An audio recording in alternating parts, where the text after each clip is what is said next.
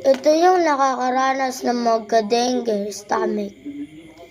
Yung dengue stomach, kala nyo lang hindi masakit, pero masakit pala. Ang dengue stomach, hindi mo makakaya ang sobrang sakit nun. Dahil ito yung sobrang sakit na hindi mo maiwasan. Para kang hindi tumitigil nang kinakagat ka ng alligator o something.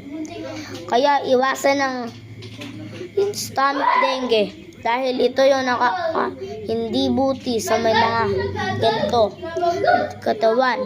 Kaya iwasan ng lamok, langaw, lahat ng nadadapuan. Tigilan nyong kainin pag nadapunan na ng mga lamok at langaw. Dahil yung mga langaw ay may nakabakterya. Ang lamok ay may kulay kulay white. At may uod pa sila. Kung saan nila pinagapang yung mga nila. Kaya pwede kang magka-dengue stomach. Huwag nyong pilitin. Kahit busog kayo, huwag niyong pilitin kainin dahil pwede kayong masuka at maano pa yung nyo, lalamunan nyo. Ayun lang yung masasabi ko sa inyo. Okay, this is the part 2. Sorry guys. But don't forget to like my channel.